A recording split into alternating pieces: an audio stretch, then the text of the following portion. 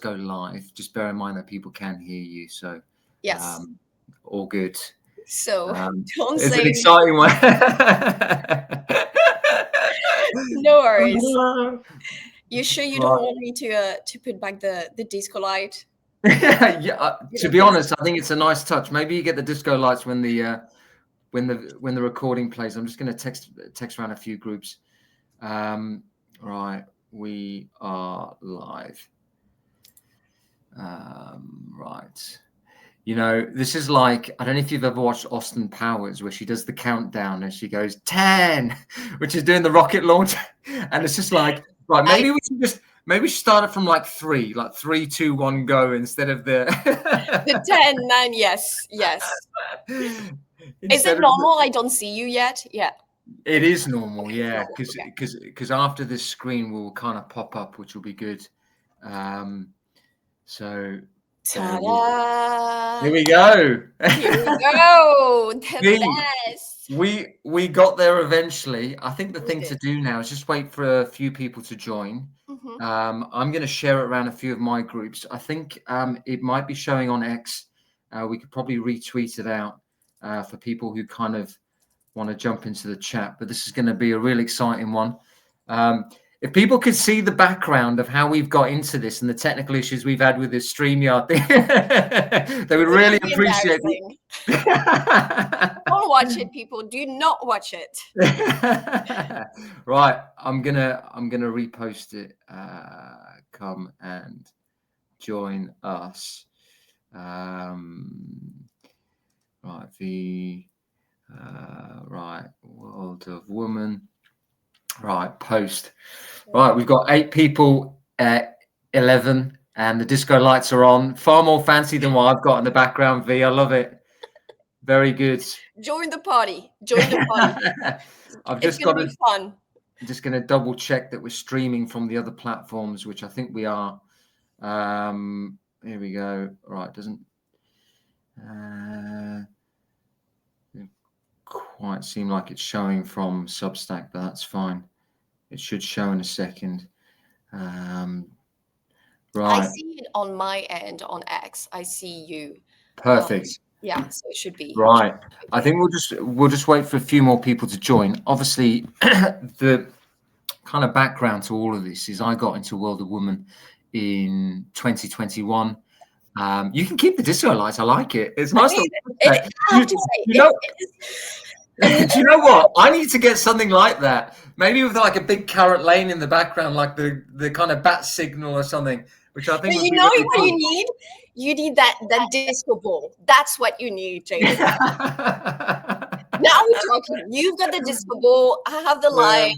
Now we talk. I love it. Do you know, I started these live streams and I started with it being like quite a formal thing. I thought, you know what, let me do like the formal presentation, almost a la Piers Morgan type stuff. And then everything just goes out the window. And actually, the more informal it is, the more people kind of just join into it. You can see down there that there's a comments box, and that's obviously where the questions will be coming in. So, Read On says, hi, it's nice to be here, and World of Women have commented, so it's good to see them in the house. We've got folks, for the 21 of you that are in the live stream, this is going to be a real good one, because we're going to do a deep dive on V, which is going to be exciting, and some of the stuff that she's doing at World of Women. If you're in the live stream, please do me a massive favor. Please give it a retweet. I'd really appreciate it. I'm just going to share it around myself. Looks like someone else has commented, which is fine, which is all good.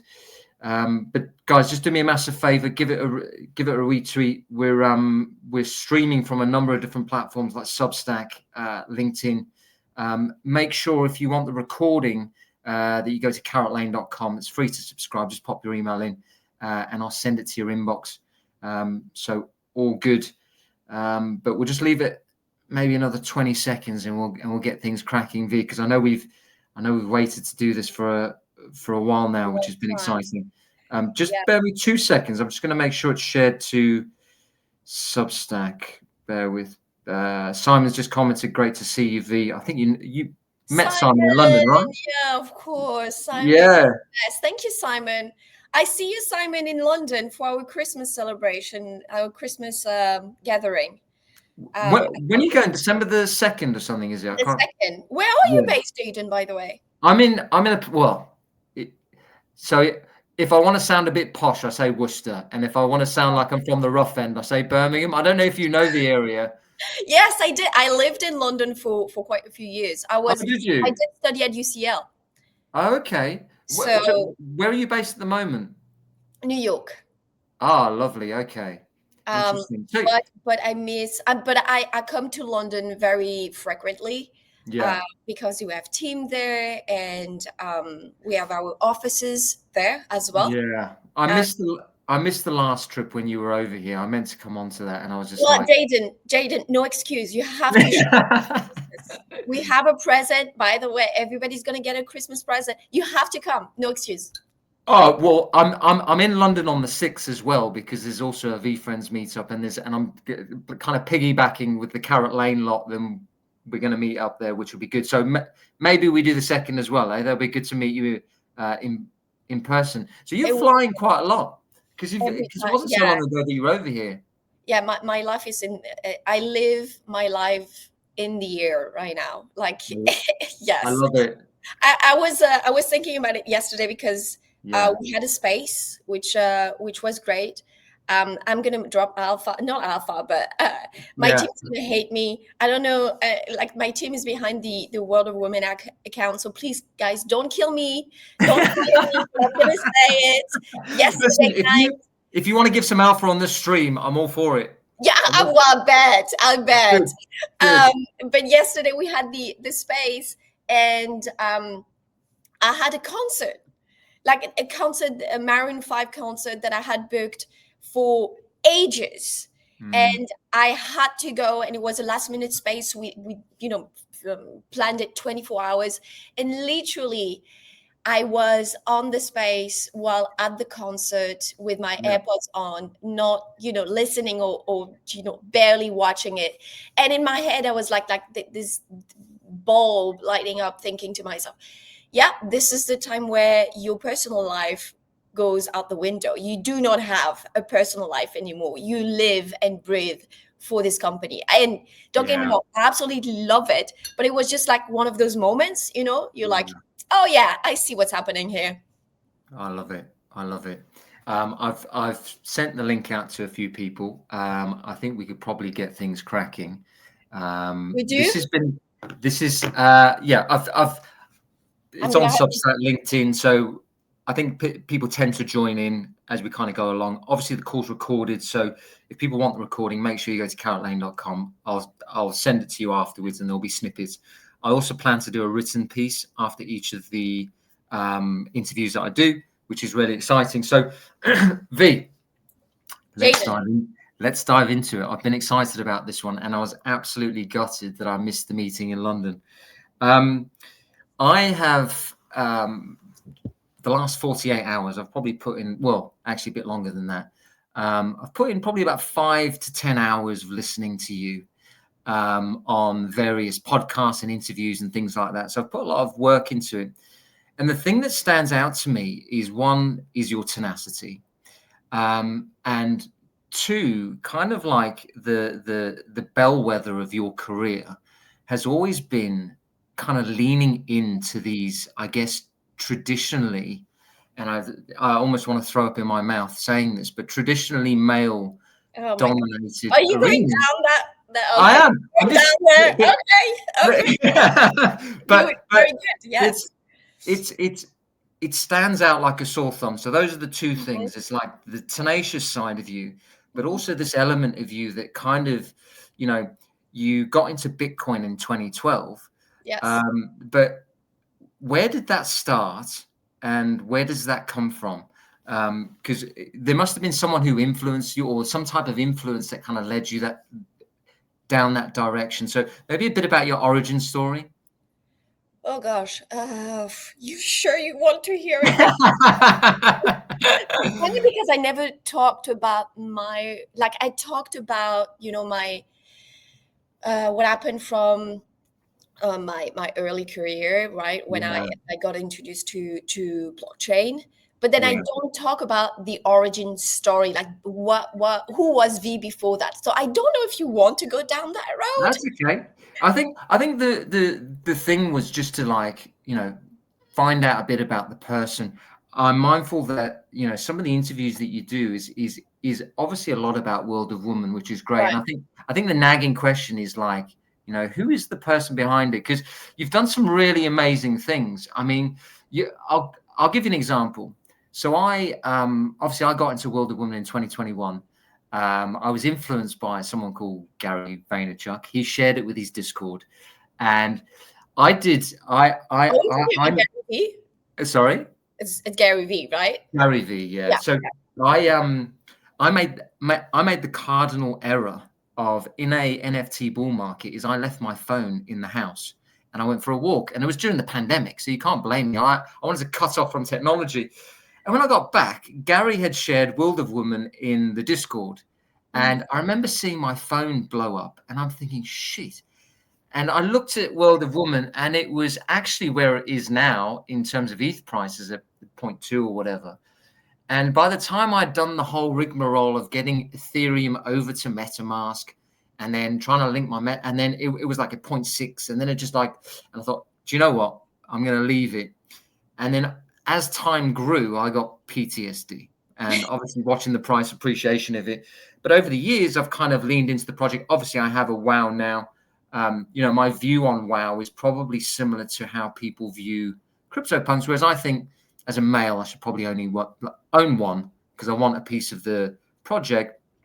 But when I was in Minnesota, I went to the WoW party, which was amazing. There's a whole fanfare. But what had happened is we'd seen the kind of price chart do this hockey stick out of nowhere. And all of a sudden, I'm seeing on the timeline that there's this, hotshot CEO who's, formerly, like, she did some great stuff with Pudgy Penguins and all these sorts of things. So it was just to find out a bit more about you, what your origin story is. And, if maybe you want to start with the original conversations around, how you got into World of Woman, and maybe your origin story into crypto.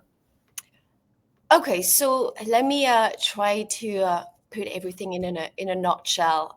So origin story, a little bit about crypto, and to answer your question, because you're the first who points it out, actually, that it is true. I have worked mostly in male-dominated industries, and for a reason. And I love that you pointed out, because nobody really pays attention to that, but it is very important, because I think it tells a lot about my character.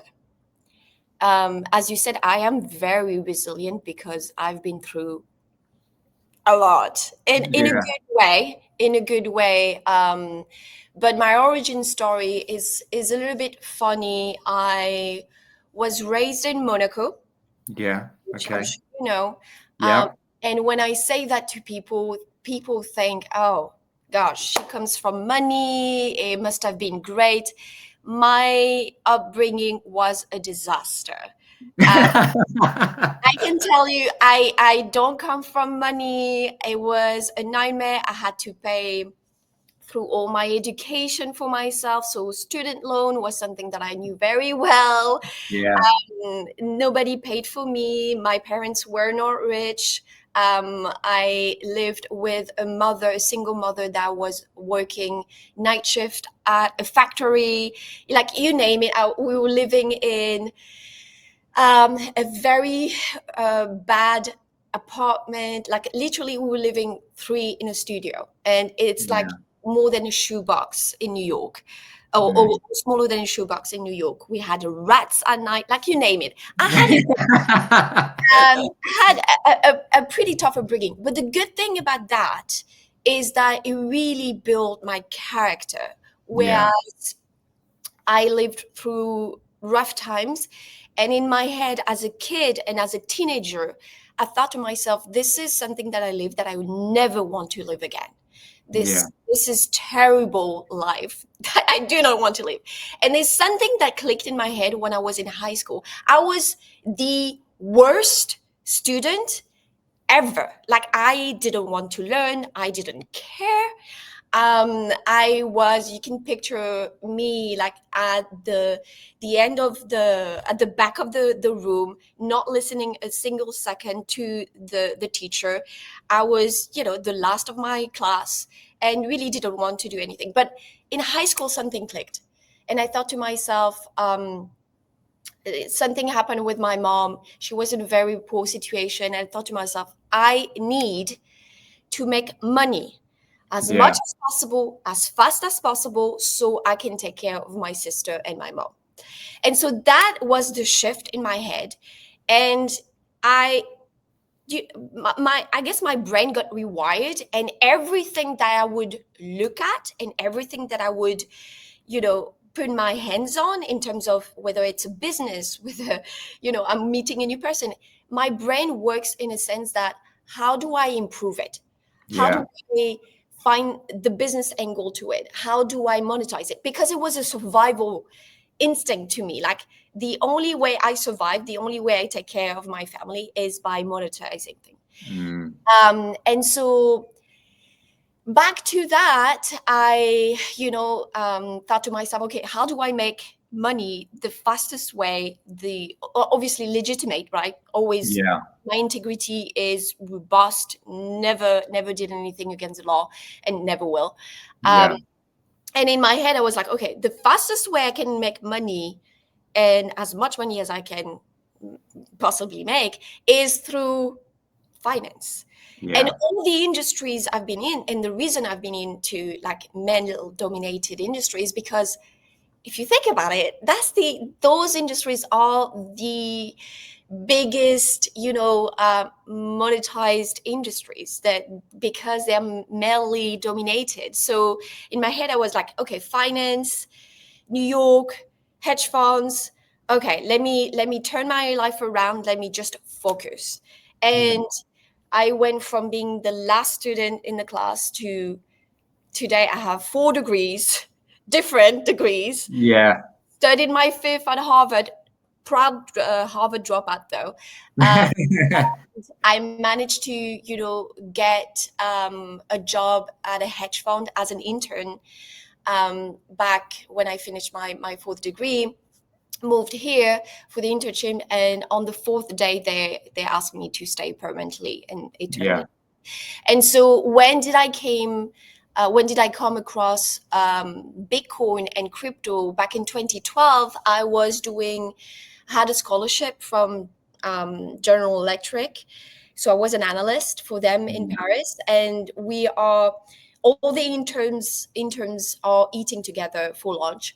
And there is this one nerdy intern that, brings the topic of that white paper. And in my head, I'm like, what is a white paper? And he starts talking about blockchain, and I'm like, this is a crazy mad person. But the curious person that I am, and I'm like, well, even if I don't like it, I need to understand what the thing is, So night comes the same day, look into it, and I start, reading the white paper and couldn't stop. And that's the moment I got hooked. Crypto wasn't even a thing for me. Like the Bitcoin just made, the blockchain just made so much sense to me. And I think it tapped into the French side of me. I'm half French, half German, and the French side is very idealistic. And I was like, wow, this is our chance to,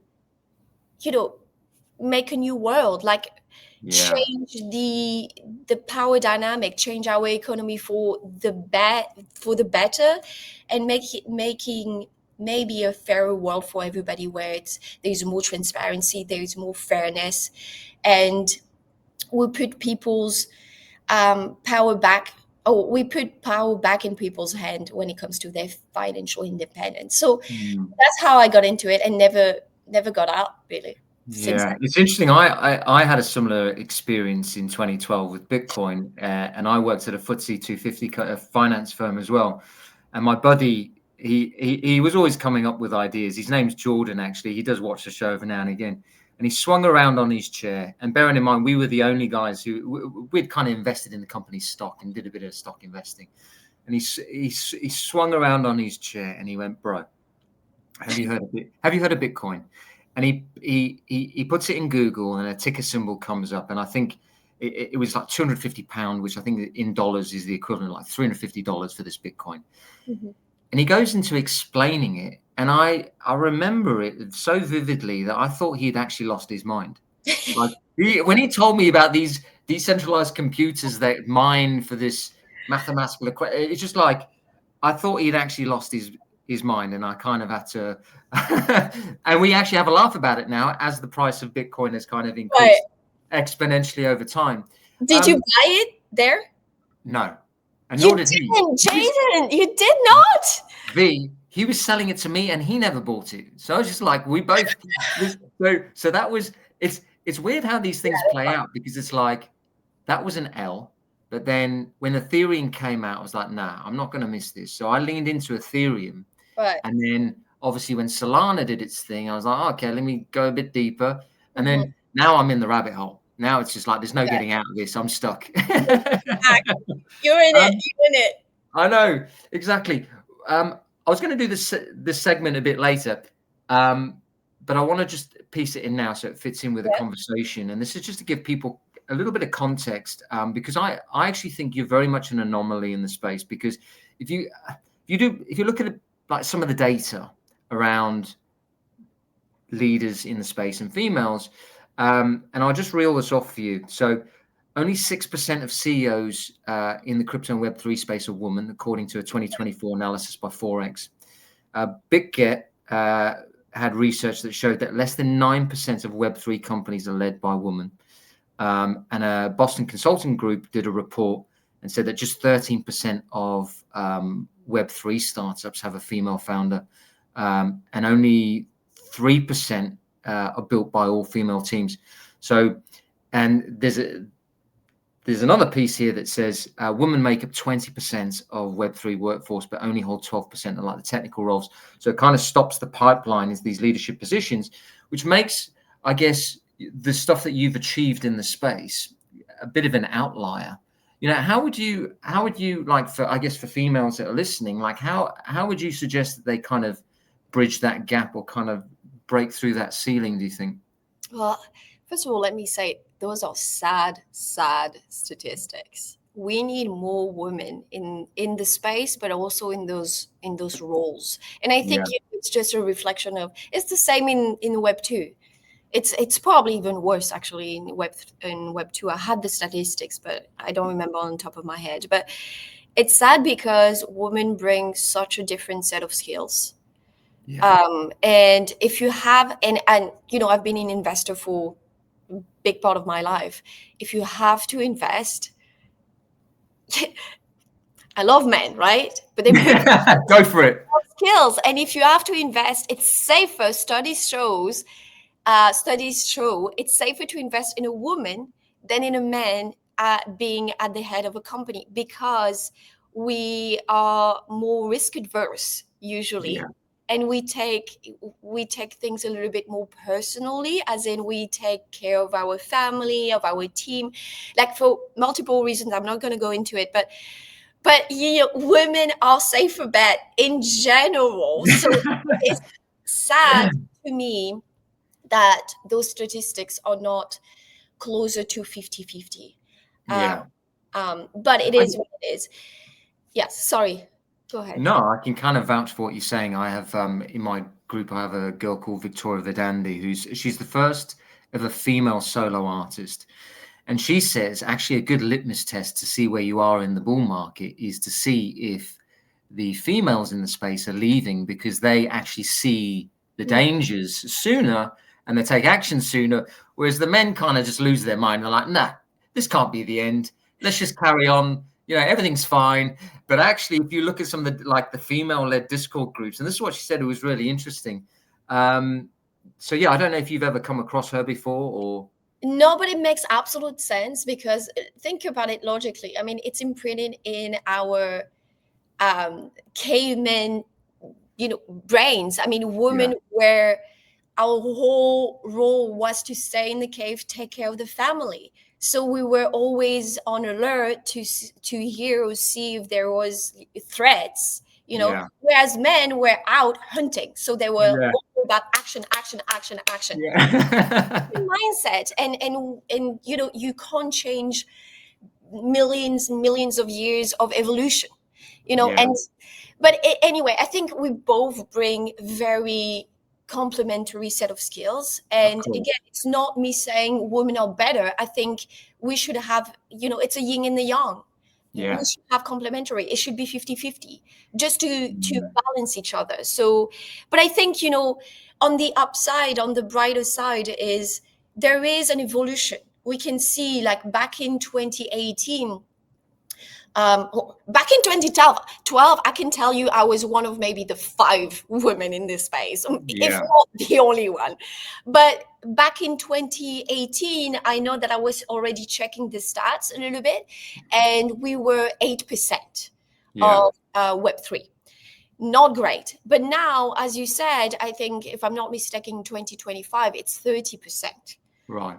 Of women. So I think there is an evolution, and you're going to see that evolution, I think, going in the same trend, like having more and more women in the space. Simple reason being, first of all, they're more educated, more and more educated. So I think they will have an easier time to wrap their heads around Yeah. what is crypto, and the direction the economy is going is towards blockchain and crypto. So to just tap into that, but also economically speaking, and when you look at who is holding, the global wealth within the 2 next years, you're going to see a massive shift in who is holding the money. And Yeah. I think it's over 60% now of the global wealth is going to be held by women, Yeah. more specifically millennials and Gen Z. So you do the math.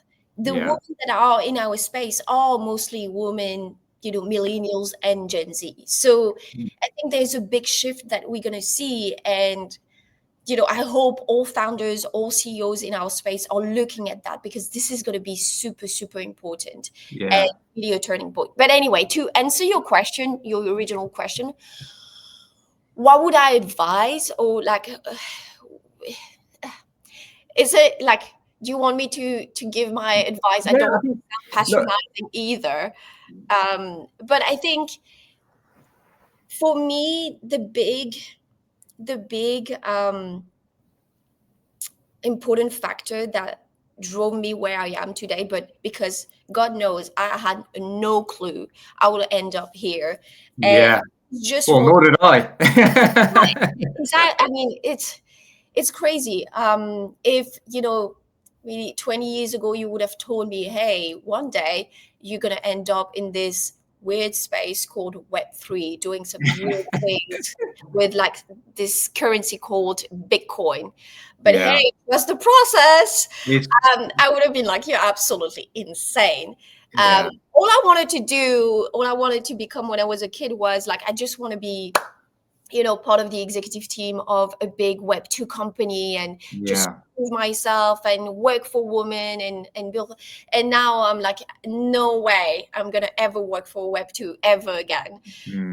But no, the only thing that I would say is trust the process and do what you love to do, because usually that never goes wrong. I mean, not that I it's agree with that. wrong, but it doesn't betray you generally, because you're so passionate about what you do, and you have to have a thick skin. I agree, and I think more so in Web3 because everything's public. So you've got the fact that you're obviously in the minority, but then also everything is getting scrutinized in public anyway. I mean, we've seen some really good founders in the space. It's like UFC, like everyone loses at some point. It's like, obviously Kevin Rose was, he was billed as one of the, the top people in Web2, and he struggled with, being able to try things in public, but then the scrutiny off the back of that because price goes down, all these sorts of things. And there are a whole bunch of other founders like that. But one thing I want to do is just bring the conversation back to, because this is something I think isn't spoken about enough, and it must be hard for you because it's very hard to kind of sing your own praises with certain things. But when I did my research, it became very apparent that you're very good at raising capital, and you have some very good network of people around you. And I just want you to just tell me a little bit more about the stuff at Pudgy Penguins first, and we'll move on to the World of Women. Yeah. You were originally tasked with raising, I think it was like 2 million. Yeah. During the bear of the bear of the bear, you raised 6 million. And Nine. Okay. Well, I'll check my sword, but 9. So you raise 9. You come in well over expectations, and that obviously sets Pudgy Penguins away. And I always think, people vote with their wallets, and I could see that by the way that and I don't like doing floor price talking stuff, but as soon as you got announced as the CEO, I could see the floor price respond on World of Women. And I always think that is a much better indication to any online opinions or anything, because you've actually seen people are voting. It's a bit like Polymarket. People vote with their wallets, and that's why as accurate as it is. But just take me back to that time with Pudgy's, maybe just around how those kind of conversations started. I know there's obviously Luca, but there's another guy that's not as well known who I think you know. Is that right? Yes. Me on the phones. Yeah, I mean, so it's funny because so many funny things in this story, because you mentioned about people buying in when I jump into that new role, which is also by itself, by the way I ended up in this role is also a very funny story. But it's super interesting and very kind of fascinating for me to see, because I was not expecting that. I was expecting my investors and the people, like we're going to talk about how I raised the capital for Pudgy. But I have a lot of investors. I've worked most of my life raising capital. I was an analyst, but then I like to say, I switched to the dark side as an investor relations and fundraiser. So I've made a lot of money for a lot of people before Pudgy, way before that. And so when I usually raise capital, it's fairly easy for me, because I've made a lot of money for a lot of people, and I have this thing for like seeing the right opportunity. And so, of course, I knew that investors would, just follow my my path and just invest in whatever I commit to.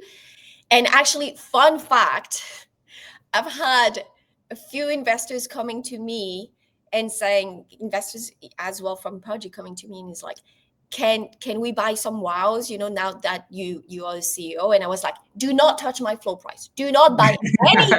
I do not want market manipulation. Just please do not. Yeah.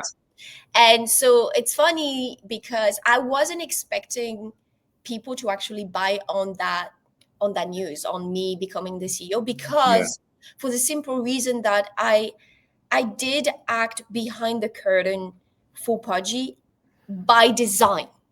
I didn't want to be in the spotlight. I've never acted in the spotlight. I've really been always like the woman behind the curtain. And so for me, it was like a very big surprise. Only very core team and big members of the community from Pudgy knew me, because I was at the events and they knew my job and what I did do for Pudgy, but otherwise they didn't. So it was a big surprise for me. But to go back to the story of Pudgy, the way it happened was I had worked on a previous project with Peter, the guy that you mentioned. Peter is the creative director of Pudgy, is the genius behind Pudgy content, right? And so we had worked together, and when they took over Pudgy from Cole, and when they started raising capital, and after, I think it was 3 months, they realized, we thought it would be easy because we have a good team and we have a good project, but actually we can't raise capital. Like, it's super hard. And so Peter came to me and he was like, V, I know you're busy, but look at this project. It's amazing. Please just join us, look into it, at least join us if you can. And we're going to deal with everything. Just focus on the capital raise. I can promise you it's not going to be a waste of your time. Yeah. And so it was serendipity, because at that time I had invested a lot, but I was missing some exposure to NFTs. So I was like, okay, let me look into it. That might be something good. So I spoke to Luca, and everybody knows you, Luca. He's a very good speaker. And so we just aligned our vision and mission for the space as a whole, but also for Pudgy, just aligned perfectly. Yeah. And I was like, okay, I'm in, sign me up. So I joined to raise capital, and they needed 2.5. And in 6 months, I raised over 9. And I had to say no to more money, actually, because we didn't want to raise too much to dilute our positions. And that's how it happened. It's interesting, just reading between the lines. I think on a couple of the podcasts, you said you don't accept no as an answer, and then now it makes absolute sense. I've come from a former sales background as well, and I can tell you rejection and no's really hurt me, which is why I never actually accelerated in that industry. And in fact, some of the feedback I got was because I tried to convert the clients over email, which is actually a bit of a signal to me being a writer, which is obviously what I am. So the sales thing was never going to work. But obviously, with you, there's that tenacity of just breaking down those barriers, which I think you need. Yes. And that obviously comes out in some of the conversations that you've had, which I think is really interesting. Thick skin. You have to have a thick skin. Yeah. I can imagine. I think, someone was asking me the other day about doing an NFT project, and I was just like, I think you need the stomach for it and the thick skin, because there's so much financialization attached to it, and you need to, there's so many uncontrollables in all of this. There's so many things that you just don't control, that people kind of lumber on you, which I can imagine. But I just want to move on to World of Woman. One of the things that stands out to me with World of Woman is it's kind of like the only project which is mission driven. There's a mission behind it, whereas like some of the other projects are sort of like IP plays, others are just like art plays, or you got historical stuff. Whereas the thing that stands out like a sore thumb with World of Woman is the fact that it's this kind of mission driven thing. So if I had to ask you, like, what is the mission? What are you guys trying to achieve in the space? And that, Yeah, I mean, it's an interesting case, right? Because I joined World of Woman, and already in place, just like with Pudgy, you are inheriting from a very strong NFT project with a very strong legacy in DNA. Yeah. So there's only so much you can change from that without upsetting and alienating. Always alienating. No, you're good. Your community, right? So there is a fine balance. But on the other side of that, and just it's me giving you some context here. On the other side of that, one thing that is super important as the leader and the CEO is you always have to make sure your company evolves with its time. And a great example that I like to refer to is Disney, right? Disney is in trouble right now. Disney is in big trouble. And I can say because recently I got to meet with one of the presidents of Disney. And you got me talking about Disney. Disney is such an interesting case study. So we talked about that. But anyway, they are in trouble because I think they missed the mark when it comes to evolving with their time. Yeah. And therefore their products, their offerings didn't evolve with what, with how the society has evolved. And so I think when I came and I joined WOW, the big question that I ask myself is, okay, we have a strong DNA, we have a strong legacy, and I want and I need to respect that and build upon that. But we have a massive shift right now in the landscape in our industry. There's things that are happening, elements and building blocks that are very important to our industries that were not there when the NFT collection was created and minted back in 2021, right? 2025 NFT industry 2025 is completely different than NFT industry 2021 or 2022 or 2023 or 2024, right? So bearing that in mind, how do I keep the heart and soul of this company, but make sure that I update it to what it is today? So what we've done here is, as much as the previous mission was empowering women, and that was this mission statement, and they did a great job. It would have been a mistake for me to just keep it at that. Yeah. Because I think there are facts and there are elements that make our industry alive and true that were not the case before. And one thing, for example, is the fact that even if we have a growing group of women in our space, it's still not the majority. We still have 30, 70% men. So if we continue building upon just being a woman-centered, being for women, you're going to miss out on a big market, which is men. Which is right now, they are holding the wallets. And this is what it is. And it will change in the future. But today, I have to work with that fact. And so for me, there was two things. There was the monetary element, the business element, which is if we continue, basically closing ourselves out to men, we're going to miss out on monetizing this audience. But also from a fundamental and ideal standpoint, it didn't make sense to me because I love the fact that I've been a huge, supporter of women. Like I've worked in different industries for women, coaches, I put a lot of my personal time into nonprofits, so work towards that.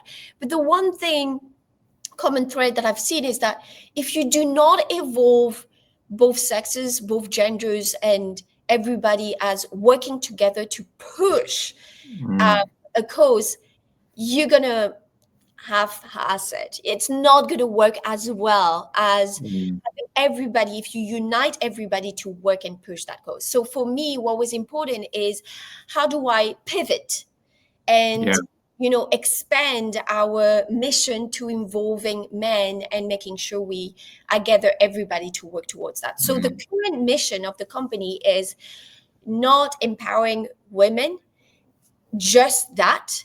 It is including that, but it's including and it's really elevated each other. This is what I want to do. My goal in this space is how do I elevate people to become their best selves. And for me, there are many ways you do that, but really it's about creating products, experiences, connections that really are designed to help people become their best selves. And so at the bottom of it, we're still a company led by women. We have men in the team, don't get me wrong, need men, love men. It's led by women because it was designed and created by a woman, right, initially, but built for everyone. So this is really the fundamental. And we have values, integrity is a big value for us. We have care, evolution, transparency. We have a whole list of values that we're building around this. And this is really important for us because at the end of the day, in bad times, people are going to stick around for the values, for the soul of your company, for what you make them feel. Yeah. It's interesting that you say those things around including the men, and I think it's a really good point. Just to go off kilter slightly, the fastest growing sport in the UK at the moment, or one of the fastest, is actually the females cricket game.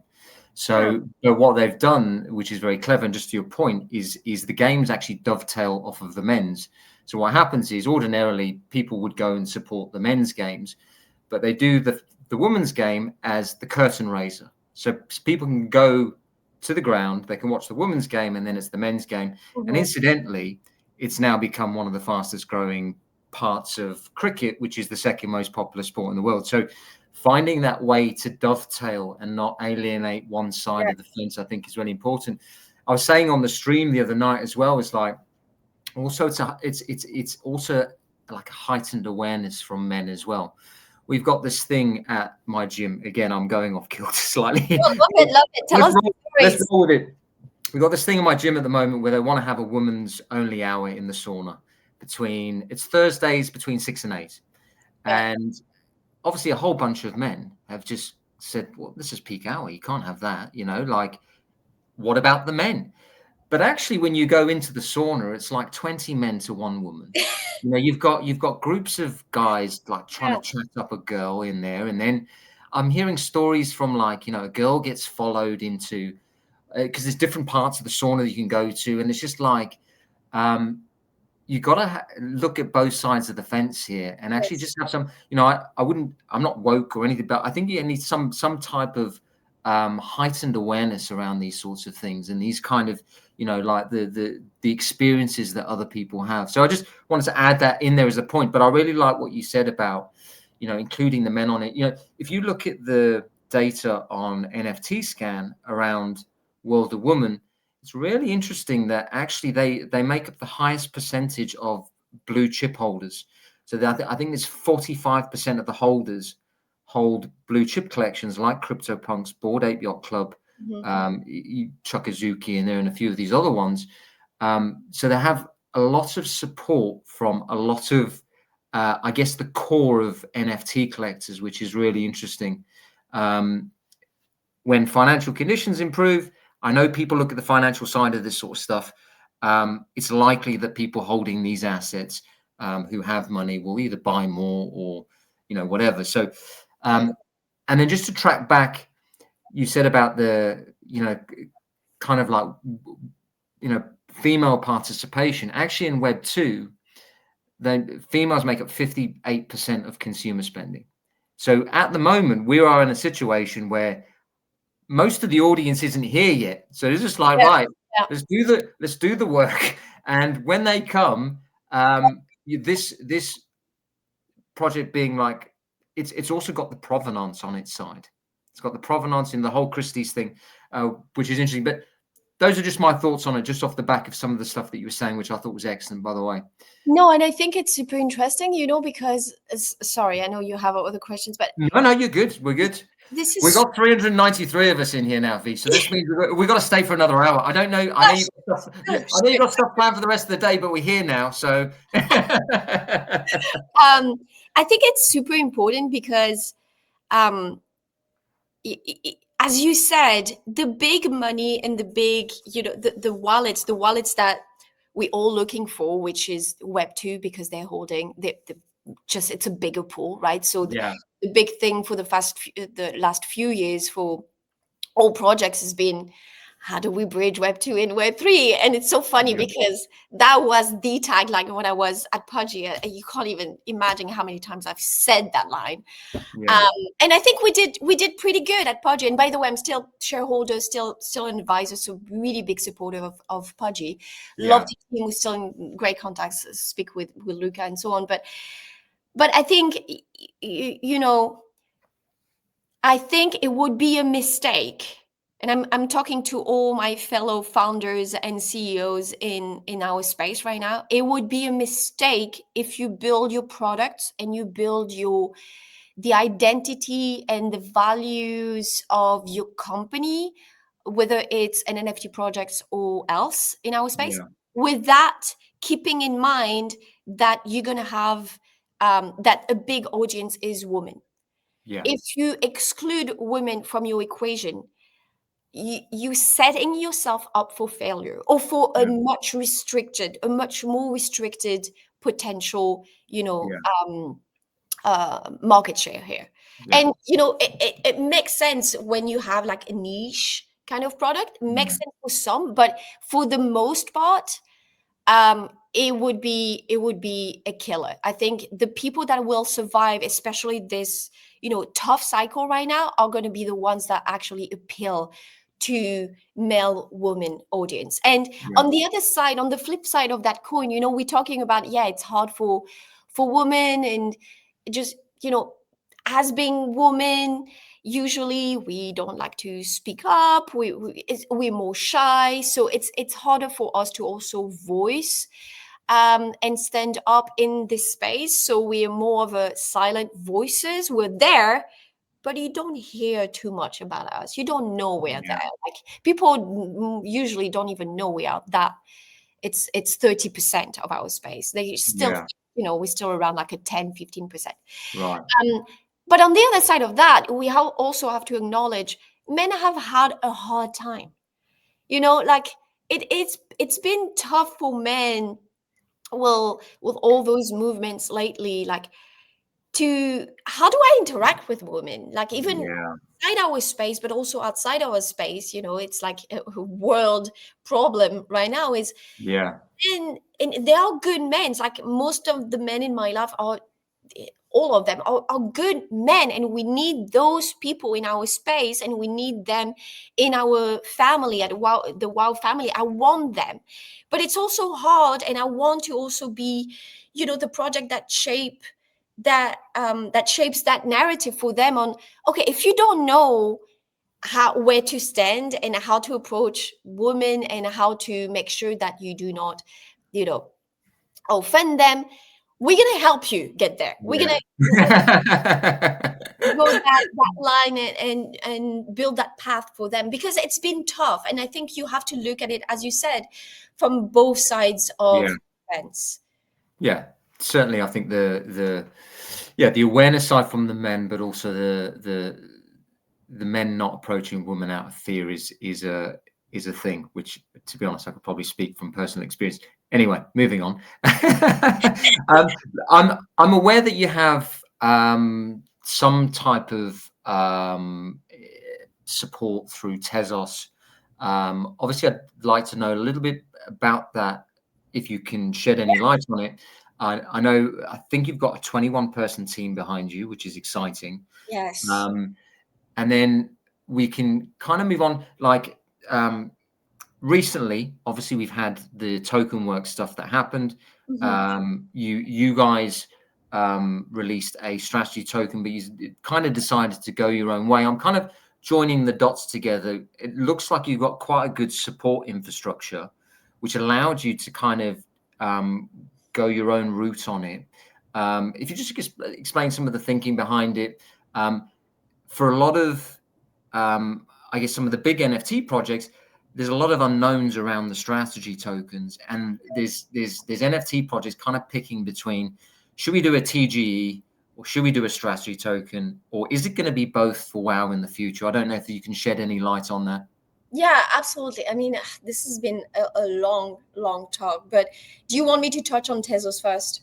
Yeah. Sorry, I've amalgamated about 5 questions in there. And I'm sorry, which is against all interview etiquette, but I'm really sorry. But you get the general gist of what I'm asking. I kind of tied it in together because I know.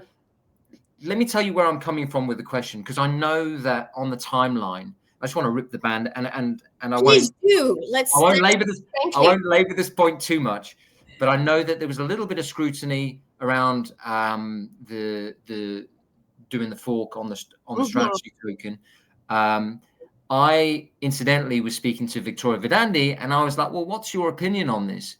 And she said something interesting that because I wanted to hear it from her. And she said that, World of Women have got strategic advantage in the fact that they're the first, but they have the infrastructure behind them to be able to do all of this stuff on their own 2 feet. Yeah. and they don't necessarily need to piggyback off of something that's could be relatively short term. And I thought, you know what, that's actually right. And I was thinking of it probably more from a selfish point of view, because I hold punk strategy. So in the back of my mind, I'm thinking, Exactly. Exactly. if World of Woman released this, my punk strategy is going to go up. And then when you didn't, I was like, what? Because so Yes. I try and come into these things with a very, very balanced view, and I try and think, okay. And my initial thoughts were, okay, maybe you could have maximized the attention on token works. But then actually, when I dig a little deeper, I'm like, it's actually because I just want my punk strategy to go up in price. So And we can talk about that. Let's get into that, because yes, we've had a lot of FUD and negative comments from punks. By the way, we love the punks, we love the Bored Apes, we love all of them. I if anybody else, I've bought some wrecked tokens. I bought some Meebits tokens. We're gonna do things that are for other projects as well, just to uplift others. But yes, we've had a lot of negative comments coming specifically from the punks. We love you guys, but at the end of the day, let's rip off the band-aid here. At the end of the day, my, as a CEO, only duty, guys, is to my family, right? Don't you care about my bags though, V? Just a little bit, No, I'm David. joking. I'm I get joking. to know you, but no, but I do care about it. But right now, how problematic, which is I need to give back to my family that has been starved for so many years because, unfortunately, the previous team didn't execute or didn't know how to execute. They did an amazing job. They did everything they could. And kudos to them. Now, for them to take this NFT project to become a company and generate profit and be able to have that profit to invest into more products for the community and grow it into an actual company, unfortunately, they didn't have that business acumen. And they acknowledged that, and therefore they decided to leave it to other people. So I think there is now my problematic as a CEO is I need to feed and take care take care of my family. And this is first and foremost what I need to do. That's it. And so to explain a little bit of the background about how Wildster came about. Wildster came about because obviously we're working on 2 tracks right now. The actual roadmap to build our mission and vision, which is elevating each other, right? For WoW, which I have a really set 3 to 5 years roadmap for that. And next year we're going to release 2 big products. It takes time. Those are big, massive, industry changing, products. So it's not going to be built overnight. And the other track that we're working on is building products that are on point, that feeds into the culture.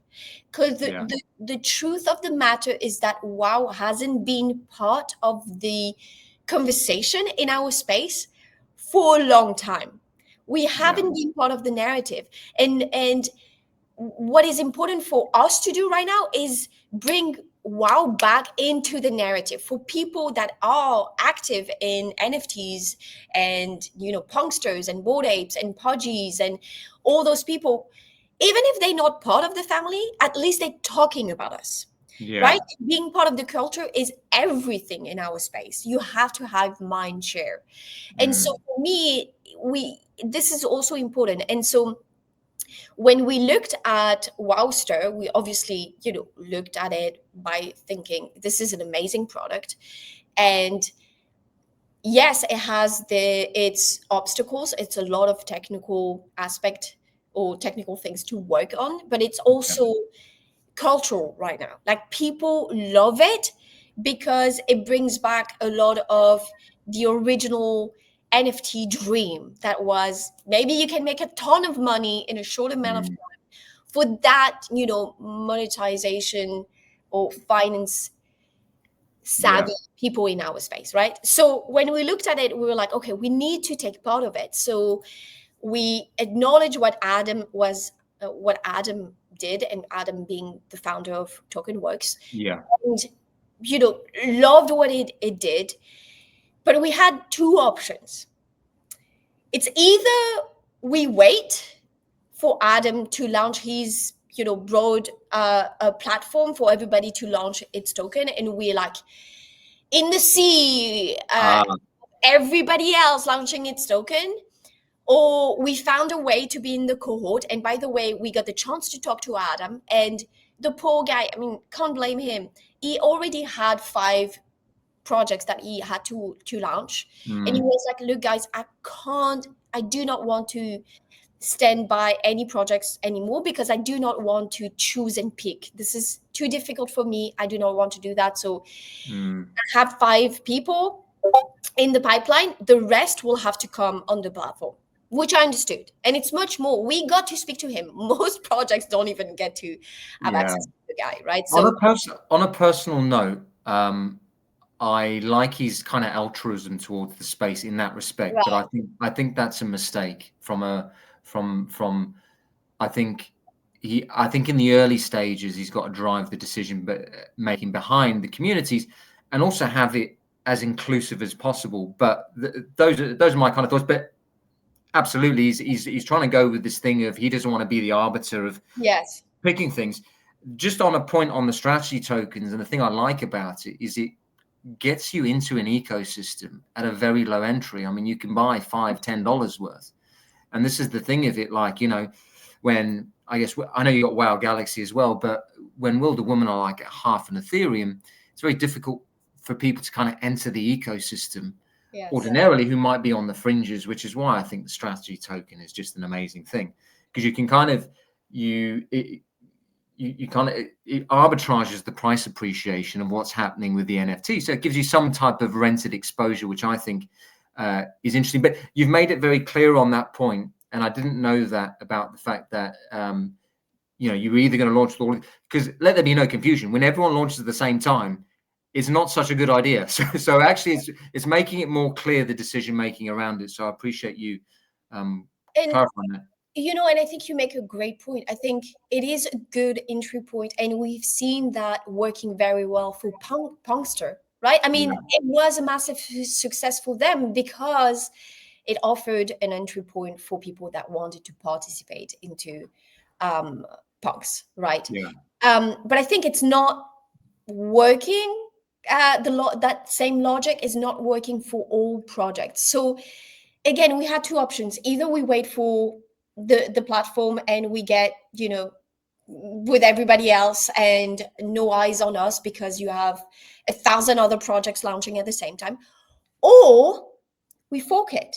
And not only we fork it and we make a statement by saying, okay, people, you haven't heard about WoW for a long time, but here we are, and this is the things we can do. Technically speaking, we can fork, not hiring from outside, because we have the tech team in-house to do that.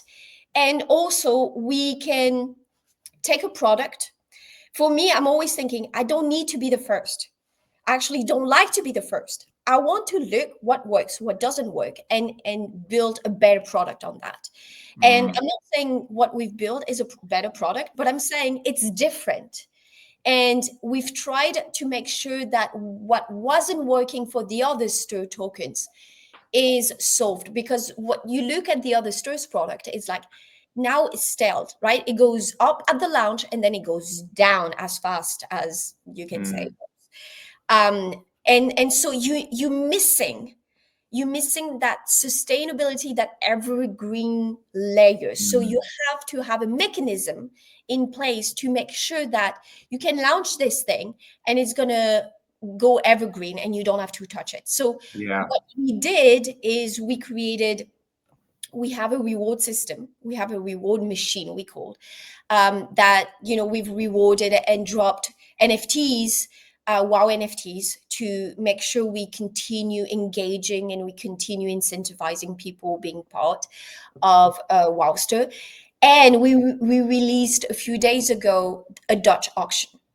So the Dutch auction is going to take those NFTs that are in the protocol and basically put it on an auction. And obviously everybody knows what a Dutch auction is, but just for the people that know, it's basically reverse auction. So it starts high and then it goes down in price.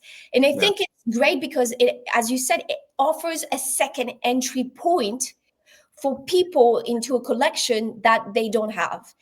And for me, that was us making a statement to the world, which is, hey guys, not only we have the technical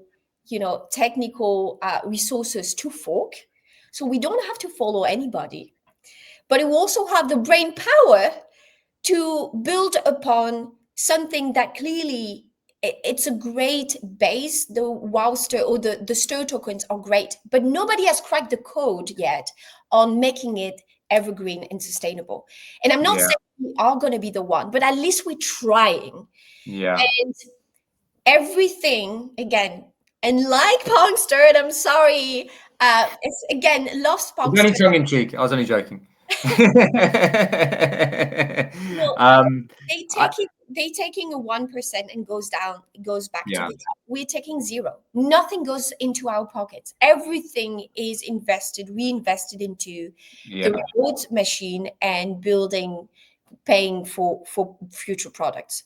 So this was really important. That was a statement for us, which is we're showing the world we're not going to follow the crowd. We're not going to be a silent voice anymore. We're going to disrupt. We're going to change. We're going to build better. And we have the resources. And those resources, to go back to your initial question for Tezos, Tezos is a big partner. We didn't use their resources for that, just to be clear. Okay. We have the in-house tech team. Amazing. Thank you to all my team, by the way. You guys are absolutely insane. I love you. but Tezos has been a big help as well. And they've been, we've been partnering with them because they've been trying and helping push the woman's voice in our space. And that's how we get to leverage their resources. And trust me, they have a lot of resources. Good. It's good. It's good to hear.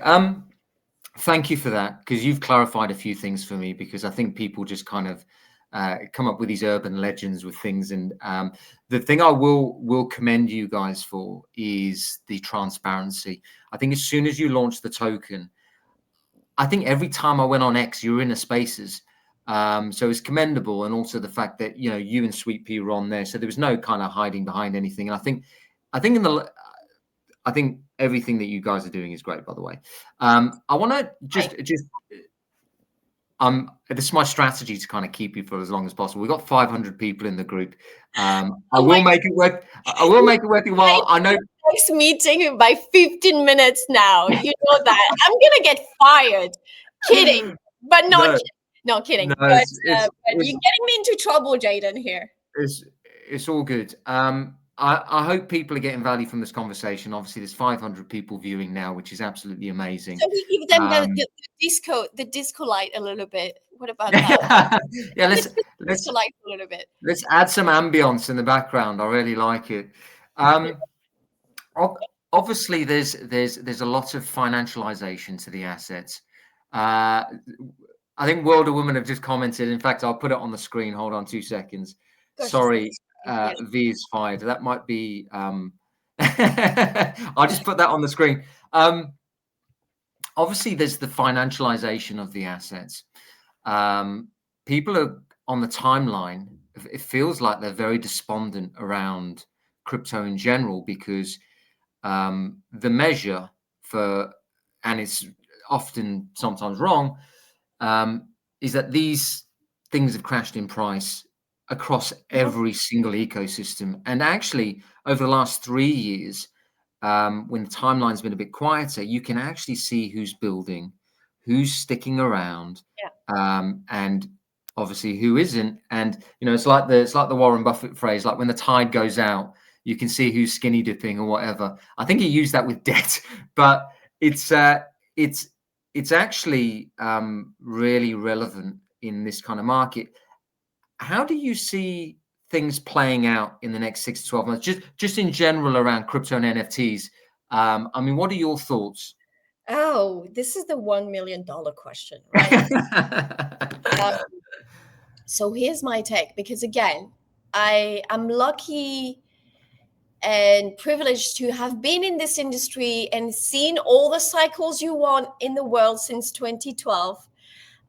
So I've seen a lot, and yeah, I'm talking about Web3 in general, not necessarily NFTs, but I've been in NFTs since the get-go as well. So for me, it's super interesting because yes, most people are freaking out right now because this I know exactly who posted that comment. Yeah. you look at the screen. Oh gosh, no, the disco light got her. Yeah. Christy, I love you. You a blessing. Um, yeah, sorry for the disco ball. It's just too distracting. So I'm gonna stick to the regular. All good. But yeah, I think most people are freaking out, and of course, it is scary. You have floor price going down even after announcements, great announcements from different projects. The truth of the matter is people are struggling, and it's not it's one of those things that you were mentioning before. It's like it's not of our own doing, it's just a matter of fact. It's like the market is right now, and right now we are heavily impacted by Web2 market, right? And so you can't expect people to invest in Web3, in NFTs, when people are losing their jobs, they're struggling paying rents, they're struggling putting food on the table. Thanksgiving is coming up. Christmas is coming up. They will have to have money to buy presents. I mean, of course, people are not going to think about, I want to buy more NFTs, except like a small group of people, right? Yeah. And this is the exception. But generally speaking, we can't expect people to look at that. That being said, does it scare me? Absolutely not. I love that. Those are the moments. And I lived that for NFT specifically. I lived that through in 2023 with Pudgy. We were in the deep of the deep.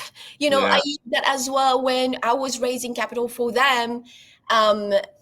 When FTX happened, SEC investigating into Yuga Labs, like you name it, it was the worst time to raise capital. Did that scared me? No, I raised 9 million in 6 months, and that was the best time. It was so much fun because it was great, because it filtered out the bad actors, like 100%. the good actors, like you said. In 2023, we were only a few of us, and again, we had the first wave of filter basically the bad actors and people that were thinking to themselves, oh, okay, well, I'm not going to be able to make as much as I thought, so let me find another thing to do. It allowed us, the builders, the people that are in it for the long term, to build, to not have the pressure of Web3, which is it's 24/7 and it's deliver right now. I need something right now. Please give it to me. I don't know what it is, but just give it to me. It allows us to have those voices be less loud, right? And actually see the people, the community members, the family members that are in it, to be able to have a bigger voice and show up and allow us to build with more time, more resources, and build the right way. I'm not about building quickly. I'm about building the right way, because that's the only way. So for me, not only this is an amazing time, right? I love it. I want it. I love it. We need this time. For the good and the health and the sustainability of this industry, we need this. We need this cycle. Yeah. The second thing that I love about this cycle is that this is not only impacting obviously Web3. This is going to be, this is my own opinion, no financial advice. Okay, Yeah. it's going to get worse before it gets better. So Yeah. we haven't seen the bottom of this. Mm. And I think things are going to collapse when the AI bubble is going to burst. And mark my word, it's going to burst and it's going to be bad. But the good thing about that is that, again, what you're going to see, the same you're going to see in AI space, you're going to see in Web3 space or NFT space. Yeah. What you're going to see is right now you have a sea of AI companies, right, doing approximately the same thing. So what's going to happen is that they're working and they basically functioning at loss. OpenSea is another story, but OpenAI doesn't make any money. They are losing billions a year. Google is losing billions. Meta is losing billions on AI. Like everybody's losing billions. But they know the game. It's a long-term game, because once you're able to go through that bubble that is bursting, the interesting part is going to start, which is the small AI company and the small NFT companies and the small Web3 companies are going to die, because the only thing that makes them survive right now is their runway, is how much VC money or how much capital they still have in the bank to survive this bear market. Yeah. And what you're going to see is at the end of it, on the other side of that tunnel, when it's going to burst and most people are going to collapse because they're going to have all their capital lost when the bubble is going to burst, you're going to have all those big players that are going to consolidate and buy for penny on the dollar those small companies that would have bursted. And IP are going to be bought for penny on the dollar. It's going to be the same for our industry. And I love this. Yeah. Because I know we don't need to raise capital. We are ready to go. So I see all of you guys on the other side of this tunnel. I mean, the thing that attracted me to the World of Women stuff is, firstly, just call a spade a spade. Gary V, as you probably know, he was my entry into NFTs in 2021. I got into the historical stuff and I really bought into the thesis of the provenance. And actually, it's something that de-risks your investment. And I say it loosely as an investment, but unless I'm proven otherwise, these things are investments. I know they connect you with communities and all these sorts of things. But the World of Women being a project that people can always come back to and say, oh, where did this start? Mm-hmm. It will always have that historical element, which is the thing that interested me. And then when I kind of did the writing around it, I looked at some of the data in Web2, which I've already explained. And actually, there's certain psychologies around females supporting female-led businesses, which is obviously the dynamic that you guys have, which I think is amazing. I think it's like something like 80% of females are more inclined to support female-led business. And then all of us, that's why you had the whole thing with, I guess, Reese Witherspoon and Eva Longoria. Yeah, Eva Longoria. I was going to say Madonna. Kind of getting into the project and then having this kind of open support, which I thought was amazing.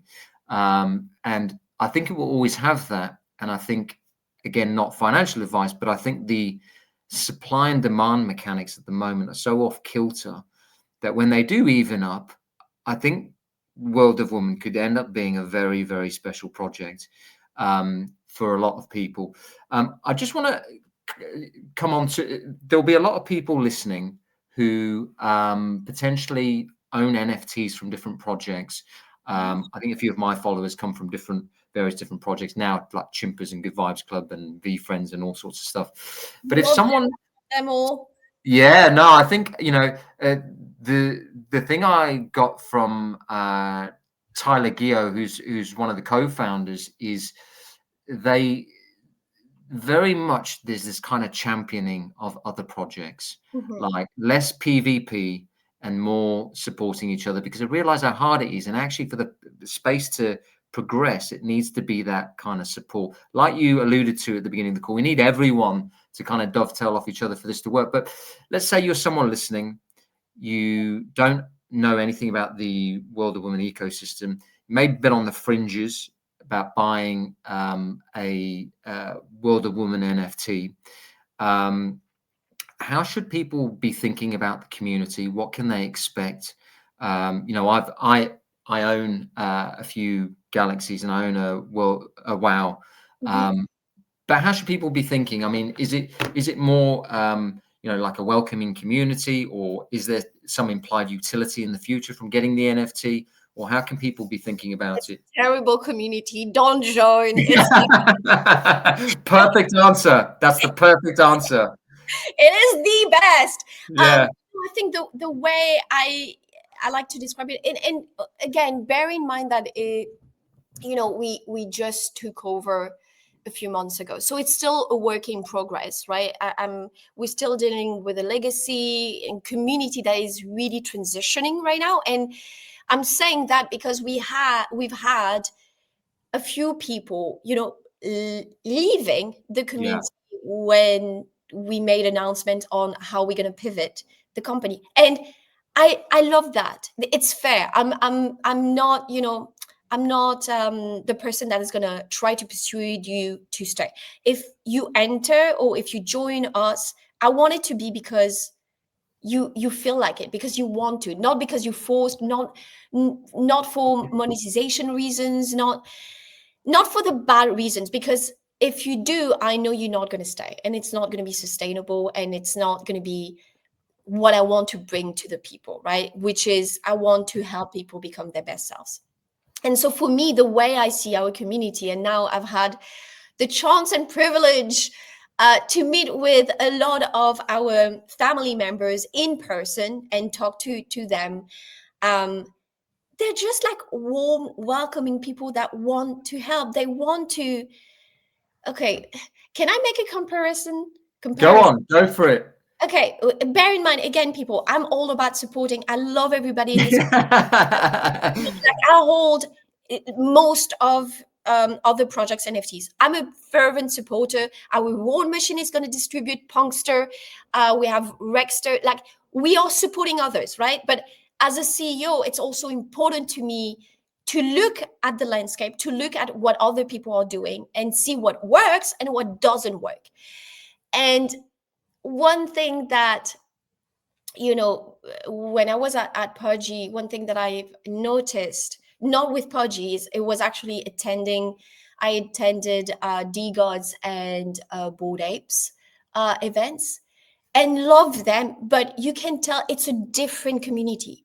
It is a different vibe, and it's people are joining for different reasons, right? And so for me, the one thing that I love is that when you join our in-person event, I've never heard anybody talking to me about the floor price. They should, because I'm the CEO, but nobody, and I haven't heard anybody talking about the floor price. And I think that is so important to me, because that means that there is something more fundamental that people join than just flipping and making money, right? And I think that is the core and the heart and the soul of what we're building with WoW, is that it's more than just an NFT. And that's how I'm building the company. It is going to be more than just an NFT. As a matter of fact, we're going to use the NFT for one of our products. So we're going to have a lot of activations around the NFT, because it's important to increase the floor price and make people happy. But the NFT will not be the epicenter of everything that we build. Yeah. And for me, that is important. And all products I'm going to build is not going to be extracting value, as in, I'm not going to launch something and ask you to pay to play. Right? Hey, I'm launching. I'm saying trading cards, but you have to pay to get a trading cards pack. Yeah. To use them. everything that we're going to release is going to be net value creation for people. You don't have to pay to play. Yeah. For me, that's also very, very important. And what I've observed from other projects that is not working right now. It's interesting you mentioned about not speaking about the floor price, and I can kind of resonate that with that. There's a lot to be said for going to events and having boots on the ground and actually getting a feel for what the community's like. And I remember going to VCon in 2022, and it was in Minnesota, and I remember we went into the Minnesota Vikings stadium, and it was quite big, and I think there may have been somewhere between 7,000 people that were going to this event. And the biggest queue, and I remember this vividly, the biggest queue was for World of Woman. And I Really? thought, yeah. And I thought, isn't that interesting? Like, I wouldn't see that online. And I know that there are big projects, and I know that, I think it might have been when Jan was still involved, but it was like, that was the biggest queue. And then over that weekend, there was a World of Women party, which I went along to, and the fanfare, and then people were dressing up, and it was just like a different vibe to it. Ironically, Beeple was there, and it was the night his X account got hacked into. And long story short, I think people minted things they thought was a Beeple and then got scammed. But it's all good. He turned up kind of semi-sober the next day, and he was on stage apologizing to people or whatever, which is quite funny. But I kind of digress. You've got to go to these things to actually get a feel for it. And then I think, well, why wouldn't a whole bunch of other people that now become aware of the project want to be a part of a community like this? And that was the kind of feeling that I got at the time. And I think if the community have stuck around during probably the most brutal bear market, and they've stuck together in the way that they have, you can see that continue into the future when we get better financial conditions. People have more money in their pockets to kind of spend on these discretionary assets. And then it just becomes a different story. Like, all of a sudden, like, I happen to think that, there are NFT collectors that are quite fickle. And when price goes down, they don't go, what's happening in the economy? Like, we've just had the worst liquidation event ever. We've had the worst inflation ever. Interest rates have been the longest or the highest in recorded history for the longest period of time. Yeah. And then they're sensitive to, oh, well, you did this launch, it didn't quite work out. No. If people just have more money, they'll just buy these things. And it has that kind of Lindy effect where it lasts into the future. So actually, can I say something about that? Because you make an amazing point. By the way, I'm just reading the comment here. Wow. Wow. Of course, you're wow, Jaden. So I wasn't being rude when I was looking down, but I was frantically trying to get my wallet up. So this is the one. Here it is. Oh, beautiful. Thank you, Jaden. What a woman is going to be happy now. I think I will never sell it. It'll never be sold. And I think, the way I think of it, it's like owning a piece of history. And I think, like, people ask me about NFT projects, and they say, okay. And usually if it's a female, I always say, wow, because I think it's probably the best risk-adjusted project that you can get into. There's a few other historical ones which I suggest as well. But I just think WoW is got, because the beauty of the NFT is in the way it organizes community. So now it's like, if you're a female coming into the space, it's like, do you want to be around like-minded people and have some sort of community around you? And the beauty of the NFT is it kind of, people organize around it. It doesn't necessarily have to be in the contract or anything like that. Look at us now. We're having a conversation about an NFT project. We've got now 575 people kind of listening into what we're talking about. So I always say especially if it's like a female, someone who's just getting into NFTs, is the best risk-adjusted project you probably get into, and the community value is World of Woman, in my opinion, and that's my view on it. So yeah, it sounds like you wanted to dive in there. I'm not going to say you're right, Jaden. Yeah. I should usually preface it with that is not financial advice, because I'm not in control of any of this stuff. However, I think it's a good one. But those are my personal thoughts. And let me tell you, I think as the CEO, I love the fact that you're saying, I'm gonna keep it, I'm gonna hold it, I'm gonna make you right. As the CEO, Good. thank you. I appreciate. Know that you don't have to, you're not forced to. You still be welcome in the family, whether you have it or not. But this is like the business mind or the business V talking to you. I will make you right. And it will be my pleasure to make you right. And proud that you holding a wow. But I wanted to touch back on what you mentioned about the market. It is so interesting because I think you're absolutely right when you say, like, people don't have the money to spend on an NFT right now, and it's just like, hey, I'm choosing between buying food and surviving or buying an NFT. I mean, like, it is what it is. But I think at the same time, this is also super, super interesting market. And again, I'm talking to all my fellow CEOs and leaders in the space. This is super important moment, guys, because this is going to be the time, as you said, where people are distressed. Like, economy is tough. People are struggling. And what do people do when they're struggling? They get together to find strength, right? The strength is in the number. And when you're struggling as a human being, you're going to try to find a human connection just to help you go through it, right? Yeah. And so I think it's super important. And again, talking to my fellow CEOs there, use that time. This is it. Like, this is your time to make a difference in your family, in your community. Be there for them, because they're going to need you, and then they're going to need you to show up in bigger ways that you've shown up before, and maybe in different ways that you've showed up before, because they have different problems now, and they're just going through different things, different experiences. But I think there are going to be a few projects that are going to use that to their advantage.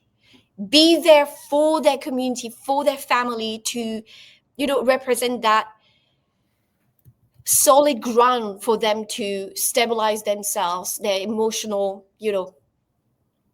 really storm right now that's happening with everything, the environment that we live in. And if they do that correctly, they will be the winner in the long term. This is a really important time. This is going to be a deal maker or deal breaker for most projects. I agree. V? Yeah, I know you've got to go. I don't want to abuse my time with you. Where can people find World of Women, find yourself? Is the Discord the best place to join, or? Yeah, I think Discord is a great place. Just follow us on Twitter. Sorry, X. I still say Twitter. And we on Telegram as well. I'm gonna say Telegram. If you want to talk to me, ask me a question, that's where I check. Like, this is the Telegram is the place I check. So, yeah, I think Telegram is great. Twitter and Discord. Perfect. V, I've thoroughly enjoyed my time with you. Same here. It's been so enjoyable, and I'm glad we can do this. And what we're going to do maybe soon is we can run it back again, because clearly there's appetite for people to hear the things that you're saying. And we've got the disco balls back. Right, hold on 2 seconds. I think we can end on the disco lights. Folks, thanks for tuning in. I am going to do a full written piece on what we've discussed today. It's going to be in carrotlane.com. Make sure you subscribe. It's through the link in my bio. It's completely free, and I'm really looking forward to it. So, V, until next time, thank you very much. Aidan, thank you. Bye, everybody. Bye-bye. Cheers. Bye-bye. Bye.